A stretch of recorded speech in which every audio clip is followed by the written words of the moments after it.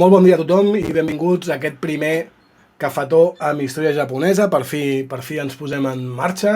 I bé, ja heu vist del que parlarem, no és cap sorpresa, i és que a més, quan vaig començar a pensar en tot aquest projecte d'aquests vídeos curtets, vaig tenir bastant clar que el primer del que volia parlar era de Toyotomi Hideyoshi, no? I és bastant obvi perquè, li vaig dedicar més de 5 anys a escriure aquest totxo de tesi doctoral, que ja veureu el so que fa quan la deixi terra.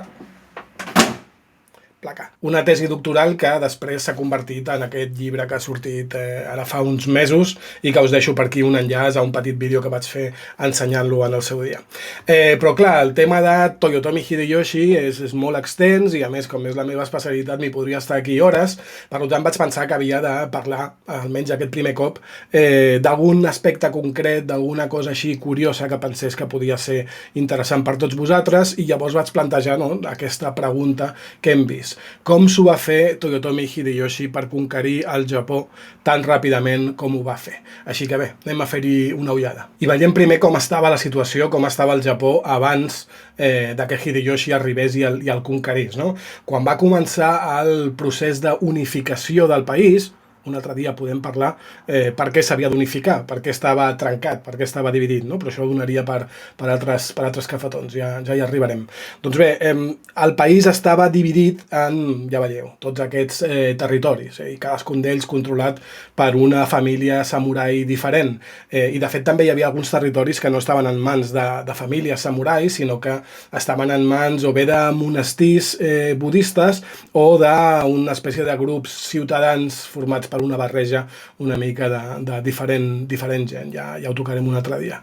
Però bé, jo considero que la unificació del Japó va començar l'any 1560, i aquest mapa en concret que estem veient ara no seria exactament d'aquest moment, seria d'uns 7 o 8 anys després, però vaja, ja ens serveix pel que volem ara mateix. I encara que estem parlant de Toyotomi Hideyoshi, no va ser pas ell qui va començar aquest procés d'unificació, sinó que va ser Oda Nobunaga. El primer que va conquerir Oda Nobunaga va ser la seva pròpia província, que és aquesta, la província d'Owari, l'any 1560, que és per això que considero que és el moment que hauríem de començar a parlar d'aquest procés d'unificació. I a partir d'aquest moment que va conquerir la seva província, doncs va anar conquerint més i més territoris. Ja veiem com es va estenent una mica per tota la zona central del país, fins a arribar al moment de la seva mort, l'any 1582, que ja veiem que en aquest moment havia conquerit aproximadament, podríem dir, un terç, no? El terç central del Japó. Doncs bé, Toyotomi Hideyoshi treballava per Nobunaga i de fet, ell l'havia ajudat, havia treballat en aquesta conquesta que hem anat veient d'aquest terç central, i com que, això també podem parlar un altre dia, va ser ell qui va aconseguir succeir a Nobunaga, doncs va començar la seva conquesta, quan ja anava amb el seu propi nom, diguéssim, tenint ja tot aquest primer terç conquerit, sota el seu control, no va començar pas de zero. I a partir de tot aquest territori heretat, podríem dir, es va anar expandint, va anar conquerint més territoris molt ràpidament. El mateix any que els va heretar, el 1582, ja tenia tota aquesta part de l'oest de la illa de Honshu, la illa principal del Japó. L'any 1586 havia conquerit també tota la illa de Shikoku i s'havia expandit també una mica més cap al nord i cap a l'est del Japó. I només un any després, l'any 1587, havia conquerit tota la illa de Kyushu, aquesta gran illa del sud del país.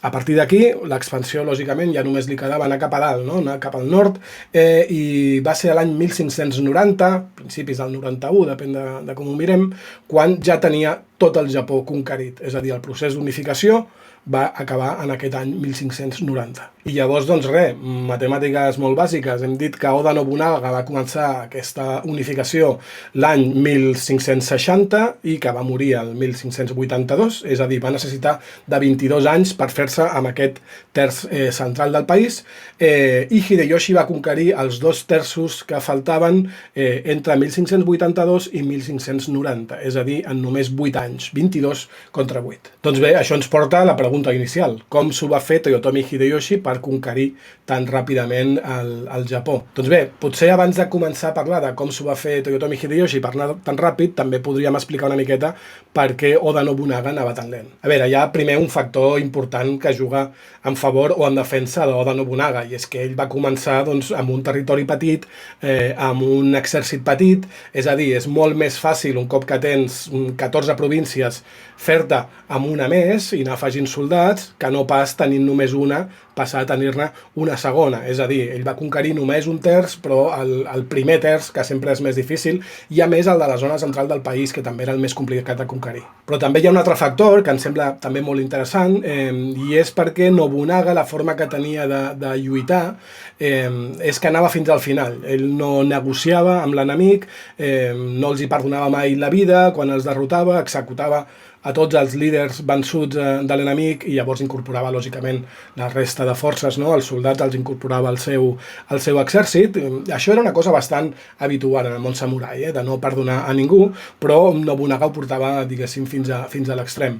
Clar, això no és una bona tàctica de cara a fer les coses ràpidament i sense patir moltes baixes en el teu propi exèrcit, perquè si jo sóc un enemic de Nobunaga i sé que Nobunaga funciona així, perquè ho estic veient, no? Fa anys que ho fa, i sé que no voldrà negociar i que si em vens em tallarà el cap directament, a mi, a tota la meva família, a tots els meus homes, etc. Doncs bé, està clar que el que faré és lluitar fins al final, no? Fins a l'últim alè, i si puc durar un dia més, doncs millor, o una setmana més. És a dir, potser al final m'acaba vencent, segurament, perquè les seves forces són superiors, però li posaré difícil, i això vol dir que trigarà molt de temps en conquerir el meu territori, i no només això, li costarà bastantes baixes del seu propi exèrcit, amb la qual cosa ell guanyarà, però li haurà costat molt. No seré pas jo qui parli malament d'Oda Nobunaga, però realment la seva tàctica en aquest sentit, a molts altres sí, però en aquest sentit no era gaire intel·ligent. Molt bé, anem ara amb Toyotomi Hideyoshi. Com s'ho feia ell? Doncs bé, ell a partir de 1582 va poder posar en pràctica una tàctica que ell, com a general d'Oda Nobunaga, ja anava fent quan podia, no? Encara que no tenia l'última paraula moltes vegades. I era justament la contrària. Toyotomi Hideyoshi es caracteritzava per ser un gran negociador. I és que Hideyoshi aconseguia moltes de les seves victòries sense ni haver de trepitjar ni haver de posar un peu al camp de batalla. Com s'ho feia? Doncs bé, jo sovint ho explico amb una espècie de diàleg, així una mica de caricatura, però que ajuda bastant a entendre com anava el tema així en un cas pràctic. Posem que Hideyoshi ha d'atacar un senyor samurai que té 4 províncies. Controla 4 províncies, però d'aquestes 4 hi ha una que és la província originàriament seva, és d'on ve la seva família i ha sigut la seva província durant generacions. Les altres 3 doncs, les ha anat aconseguint, no? Conquerint durant aquest període de guerres del que estem parlant. Doncs molt bé, el que feia Hideyoshi és que abans d'atacar establia algun tipus de comunicació, no? Amb aquest senyor, i el que li venia a dir, més o menys, era una cosa doncs com aquesta. Li venia a dir, mira, tu tens 4 províncies, però realment originàriament venies d'una d'elles i tens un exèrcit de 30.000 soldats. Vale, està molt bé, 30.000, no està malament, però el que passa és que jo tinc un exèrcit de 150.000. Llavors, doncs, bueno, ja sabem el que acabarà passant, no? Per molt bons i valents i que siguin els teus soldats, doncs no podran pas acabar amb els meus 150.000, no? Si són molt bons, potser en maten 30.000 dels meus, o 40.000 o 50.000, no? Si són boníssims, però el que està clar és que no acabaran amb 150.000. Així que al final t'esclafaré, no? Al final guanyaré i em quedaré amb els teus territoris, i no només això, sinó que lògicament a tu t'executaré, a tu, a la teva dona, als teus fills, a la teva família, qui passi per allà, el teu gos si el tens, és a dir, acabaré amb tots vosaltres. Tu hauràs sortit perdent, lògicament, i jo també, perquè m'hauràs matat X soldats, no? M'hauràs matat un munt de soldats amb els teus 30.000. Llavors el que jo et proposo és una solució amb la que tots dos podem sortir guanyant. Tu tens aquestes 4 províncies, doncs ja hem dit que la que és realment teva, de la teva família de sempre, és una d'elles, doncs bé, el que jo et dic és que te'n tornis cap allà. T'estableixis a la teva província originària i allà pots continuar manant de forma quasi absoluta. Estaràs per sota meu, però ja et dic que en la majoria de casos i decisions que hagis de prendre podràs governar ja pràcticament de forma completament independent i si no, fes una ullada al que estan fent altres territoris que hem arribat al mateix acord. Què passa amb les altres 3 províncies? Bueno, doncs que ara són meves. Me les passes a mi i jo les distribuiré entre els meus homes o faré el que vulgui fer amb elles perquè seran meves. Però tu a la teva continuaràs allà sent una mica com el rei. L'únic és que, bueno, si arribem a aquest acord, la setmana vinent he de parlar amb un altre senyor feudal que està una mica més cap allà, a qui li proposaré el mateix tracte. Però el que li diré, ja no li diré que tinc un exèrcit de 150.000 soldats, sinó que li diré que tinc un exèrcit de 180.000 soldats, perquè són els meus 150 més els teus 30, que en cas que haguem d'anar a la guerra, doncs es venen amb nosaltres i anem allà a lluitar. Però segurament no caldrà, perquè amb 180.000 soldats segurament el podré convèncer de que no sigui necessari arribar al camp de batalla. I resulta que aquesta tàctica funciona, i és més, funciona millor cada cop, no? Perquè cada cop pots amenaçar aquell possible enemic, cada cop el pots amenaçar amb una força superior, no? Si ja et convencen amb 150.000, doncs quan et diguin 200.000, 250.000, doncs estem parlant ja d'una cosa bastant convincent. I també és molt convincent perquè realment Toyotomi Hideyoshi complia la seva paraula, és a dir, estava negociant amb tu i tu sabies que tal altre senyor i tal altre els havia proposat el mateix i realment havia complert la seva paraula. Ells estaven allà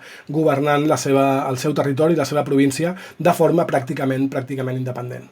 Així que era bastant fàcil que tu pensessis, bueno, doncs no és una idea tan dolenta, sobretot tenint en compte quina és l'alternativa, no? El que és curiós és que Toyotomi Hideyoshi va anar fent aquesta tàctica i va anar conquerint territoris d'aquesta forma tan ràpidament i va anar complint la seva paraula, excepte amb l'últim senyor amb el que va negociar. L'últim territori que va conquerir, el va conquerir més o menys de la mateixa forma, però un cop que es va arribar a aquest acord, Toyotomi Hideyoshi va entrar al castell d'aquest enemic que s'havia rendit, no? Que s'havia passat al seu bàndol, diguéssim, i llavors va donar l'ordre de que l'executessin amb ell, amb els seus homes, i després li van calar foc al castell amb tothom que hi havia allà dins.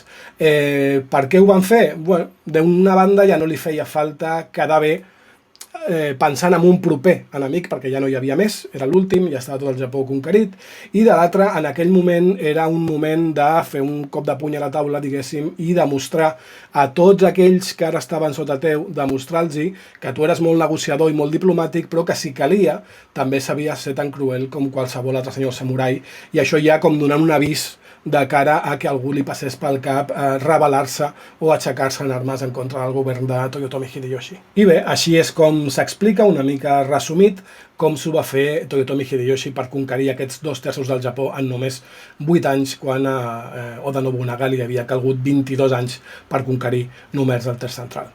Espero que us hagi interessat aquest primer cafetó d'aquesta sèrie i que ens anem veient en els altres. I també, doncs bé, el típic que es diu quan fas un vídeo per YouTube, no? Si us ha agradat, si us plau, doncs deixeu-li un like, els comentaris també s'agraeixen moltíssim, jo contesto sempre, i si li podeu passar o compartir-ho amb gent que li pugui interessar, doncs també, o subscriviu-vos al canal, la campaneta, i bé, tot aquest tipus de coses que diem sempre que són molt passats. I res, ens veiem molt aviat amb un altre cafetó. Que vagi molt bé.